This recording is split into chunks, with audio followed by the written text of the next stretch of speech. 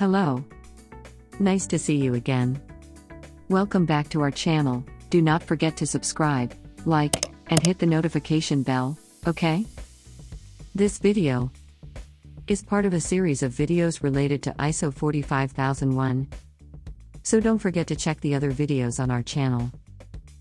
So, let's start. Support. Clause 7. Part 1.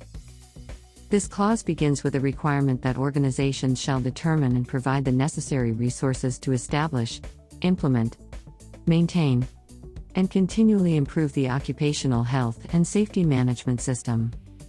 These cover human resources, natural resources, infrastructure, and financial resources. ISO 45001 uses the term documented information instead of documents and records as used in OH&S 18001. This reflects modern types and uses of information, cloud-based, multimedia, etc. Resources. The organization must initially determine and provide the resources necessary to establish, implement, maintain, and continually improve its occupational health and safety management system. The identification, procurement, and provision of resources are the prerogatives of senior management, and their absence or diminution can be a limitation on the effectiveness of the occupational health and safety management system. Examples of resources include human, natural, infrastructure, technology. Examples of infrastructure include the organization's buildings, plant, equipment, utilities, information technology, communication systems, emergency containment systems. Resources should be provided in a timely and efficient manner. Resource allocations should consider the organization's current and future needs. Competence. The organization must determine the competence requirements for those workers that affect, or could affect its occupational health and safety performance. This requirement also pertains to workers operating under the control of the organization, such as contractors, agency workers. Once these competence requirements have been determined, the organization must then ensure that those workers possess the necessary competence, including the ability to identify hazards, on the basis of appropriate education, training, or experience. It is imperative that all workers have the knowledge and skills required to identify the hazards and manage the occupational health and safety risks associated with their work and workplace. If workers are deemed not to be competent, the organization is required to take action. For example, refresher/remedial training, recruitment of additional personnel, or hiring/contracting of external expertise, in order to acquire the necessary competence. The actions taken to raise competence to the required level need to be evaluated for effectiveness by means of the following mechanisms. Interlocution of the workers on their understanding of their competence to perform the relevant tasks following the prescribed training. Assessment of competence of the workers by observing them undertake the relevant tasks following the prescribed training.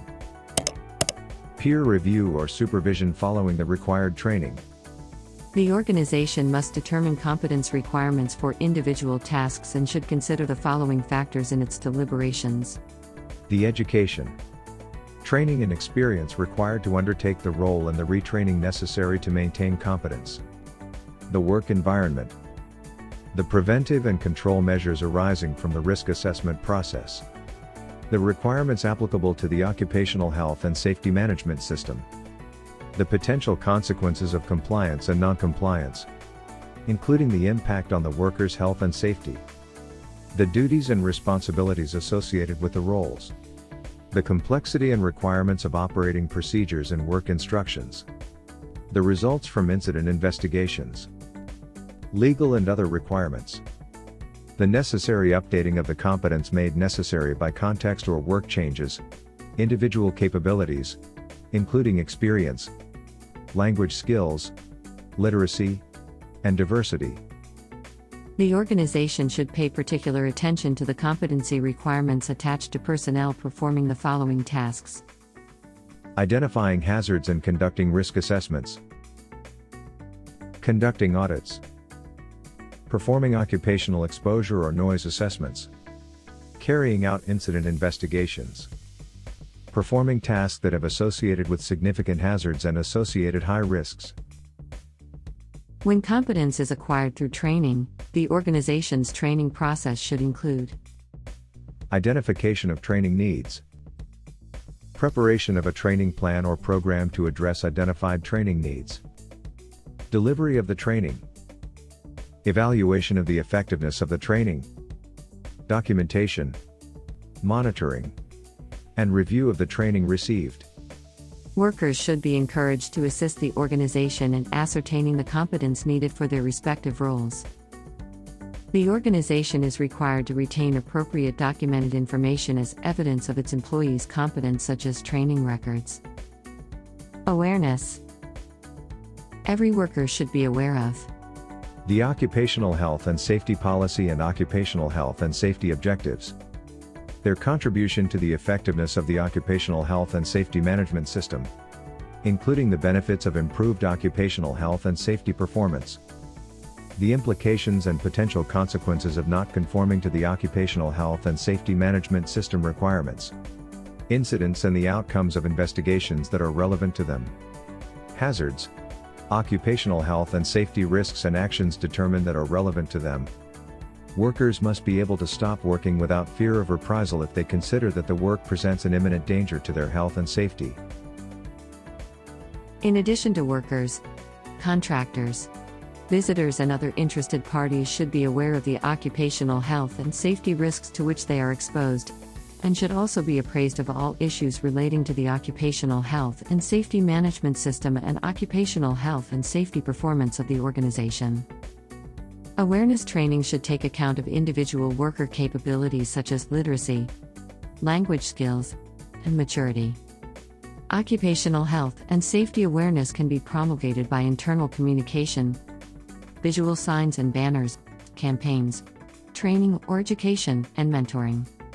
Our next video will complete Clause 7, Support. Don't forget to check the other clauses on our channel. Please smash that like button, hit the notification bell, and subscribe to our YouTube channel. Don't forget safety start with you. Stay always safe. Bye bye, see you soon.